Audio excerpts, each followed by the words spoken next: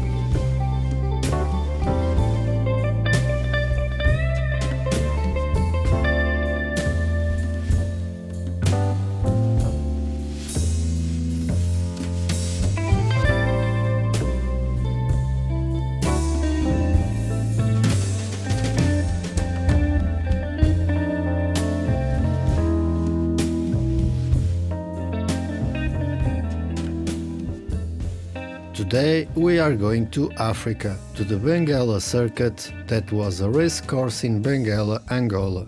As you probably know, I am Portuguese, and at the time it was our most prosperous colony in Africa and a thriving country. The circuit opened in 1972 and is inactive since 1976. It was 3.9 kilometers long and had 10 curves. Although the track layout still remains in place, the circuit is abandoned and looks unlikely to be revived. It looks completely dead. Previously, races in Benguela were held on the Praia Morena circuit, consisting of a street circuit. However, with the popularity of motor racing growing in Africa in the 1970s, it became necessary to build a racetrack in the city. Thus, the Benguela racetrack was opened on May 21, 1972, just 1 week before the Luanda racetrack and even before the Estoril racetrack.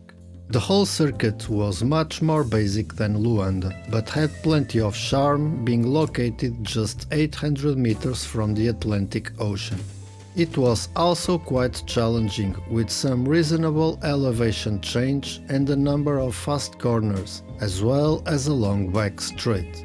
There were no Armco barriers, but, like in the Luanda circuit, there were the very first runoff areas with gravel, not on all corners though, and also featuring sandbags instead of hay bales. By the early 1970s standards, this was a safe circuit. Over the next 2 years the circuit was used for a series of long-distance sports car races in the Angolan Championship, including 500-kilometer races in both 1973 and 74. The first winners were Mário de Araújo Cabral and António Peixinho in a Lola T292 BMW, while Roger Evans and Tony Bischenberg took the honors the following year in a Lola T294 Ford. Events overseas would soon have a dramatic effect on racing and the stability of Angola itself. In Portugal, the revolution took place and soon its colonial territories were granted independence in 1975. In Angola, this quickly descended into a fierce civil war, bringing racing to an initial standstill. So, throughout its history, it has only hosted national events. In 1975, even with the Angola Civil War, there were attempts to hold automobile races on the circuit. While Luanda's circuit remained closed during this period, however, from the following year onwards, the track became inactive, with only private events taking place until 2001, when a motorcycle Grand Prix of Benguela was announced. This was for local competitors only, since Angola is not part of the African Motorcycle Union and was little more than a club event. Sadly, this did not translate into anything significant. In 2005, the circuit was completely dilapidated.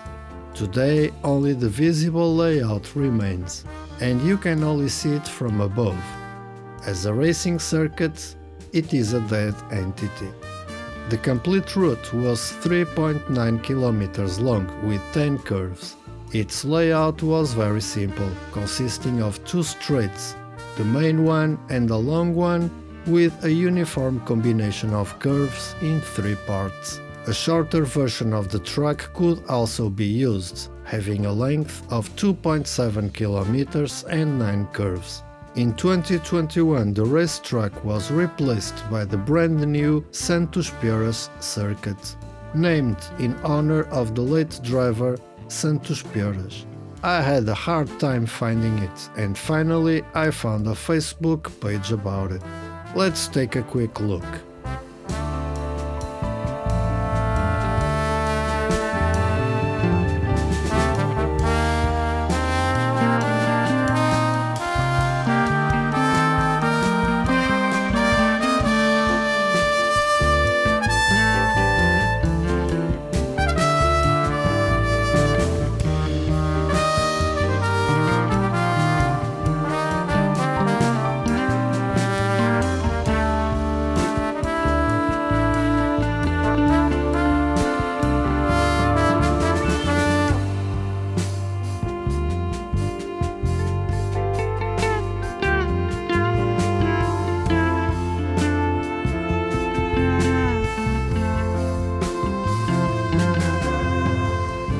After a while, I found this layout and it led me to find it on the map.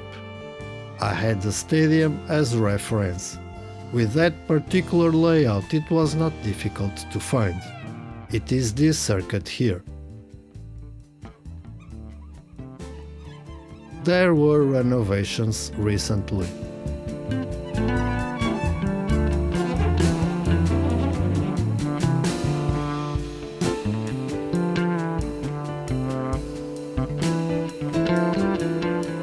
So, from the colonial days where everybody lived in peace, blacks and whites living side by side without major problems, the country went to independence but had to endure 40 years of civil war that destroyed a completely built country that the Portuguese had left. Basically, in the late 60s, early 70s, both the USA and the Soviet Union had been funding and arming two sides that could not sit on the same table.